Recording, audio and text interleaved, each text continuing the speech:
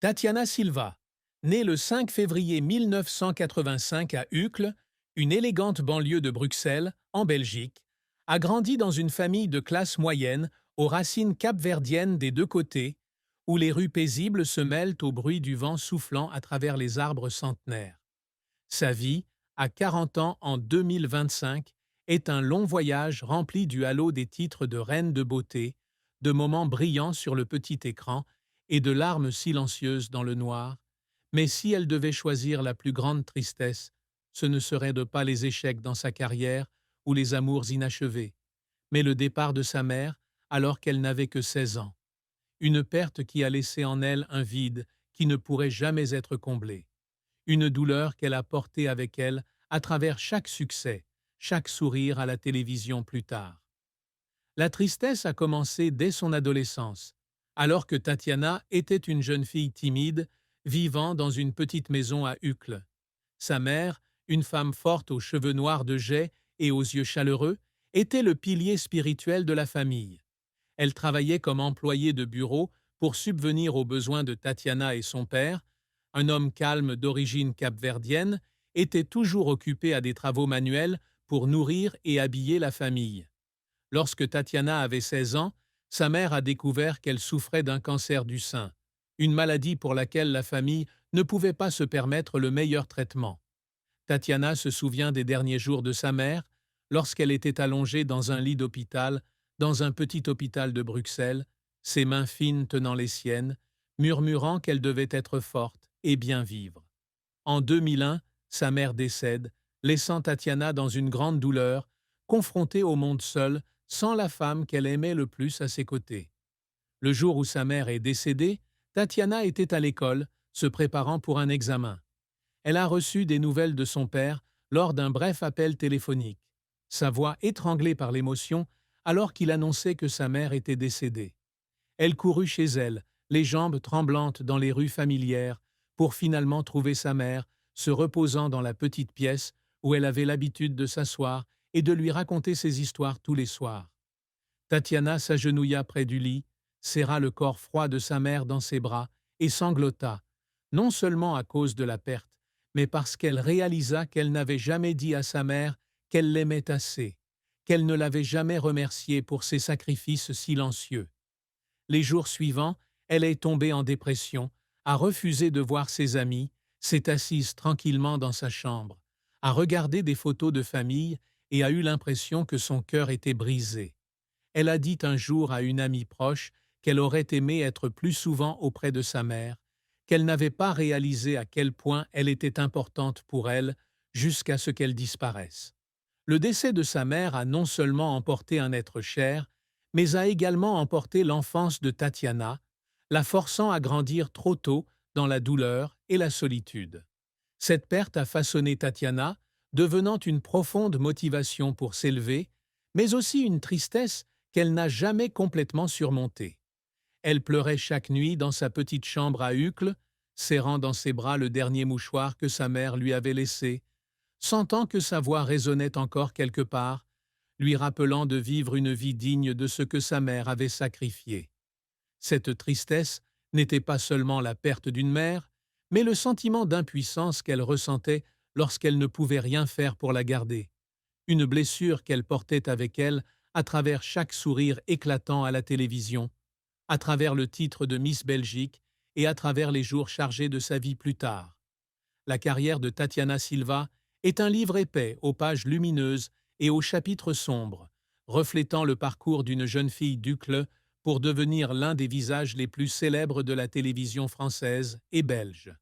Elle entre dans l'industrie du divertissement de manière inattendue, à l'âge de 19 ans, en tant que mannequin et en participant à un concours de beauté.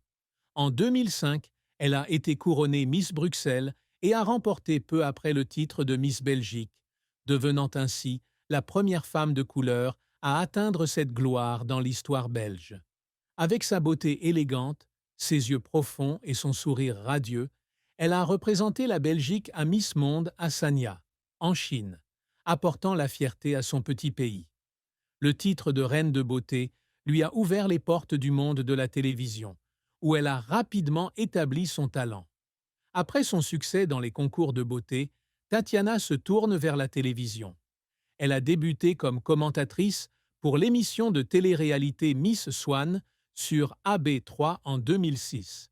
Mais sa grande percée est arrivée en 2009. Lorsqu'elle a été invitée par la RTBF à être présentatrice météo. Parlant couramment 5 langues, le français, le néerlandais, l'anglais, le portugais et le créole capverdien, elle a rapidement impressionné le public par son professionnalisme et son charme. En 2013, elle rejoint M6 en France, poursuivant son rôle de présentatrice météo, et en 2017, elle remplace Catherine Laborde pour devenir un visage familier sur TF1 et LCI, les deux plus grandes chaînes de télévision en France. Sa carrière ne s'est pas arrêtée à la télévision.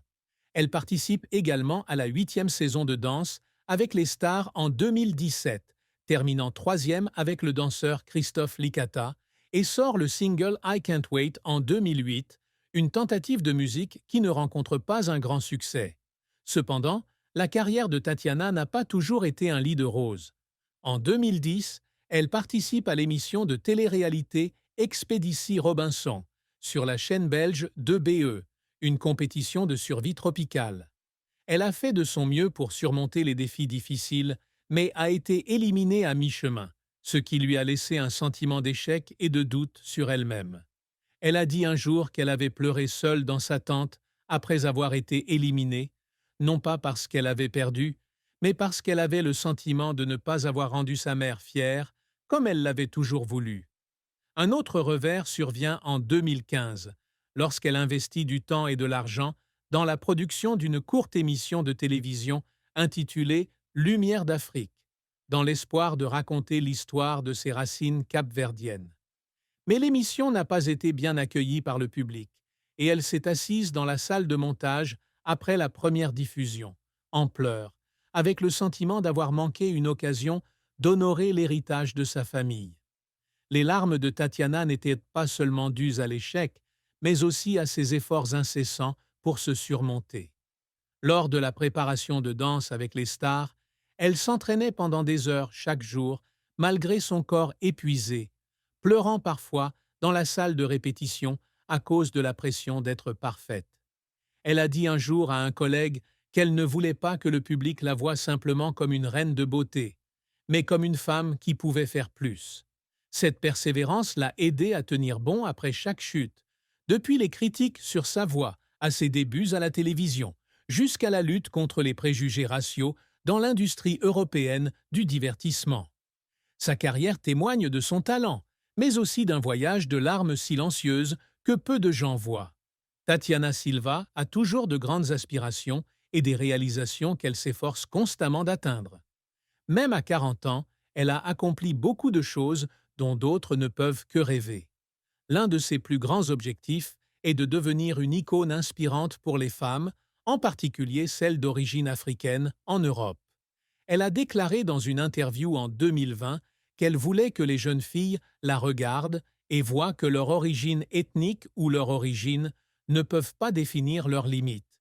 Pour y parvenir, elle donne des conférences dans les écoles bruxelloises, partage son histoire avec les élèves et a écrit le livre « Tout commence par soi » en 2021, un ouvrage sur son parcours à travers la douleur et la recherche de sens à la vie.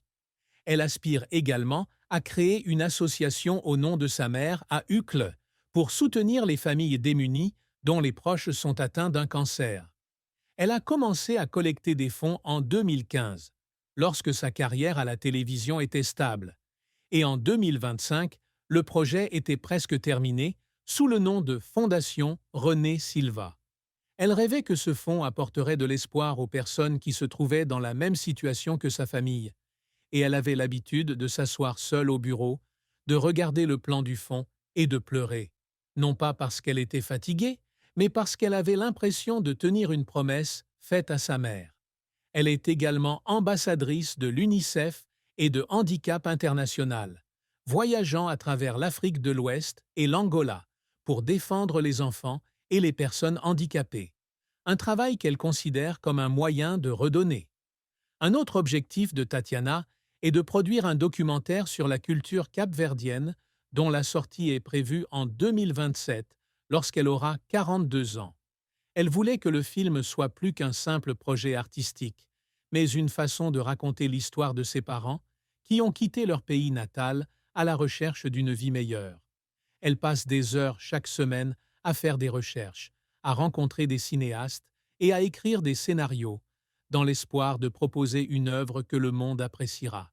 Elle pleurait en pensant au moment où le film serait terminé, non pas à cause de la pression, mais parce qu'elle savait que ce serait sa façon d'honorer sa mère, qui,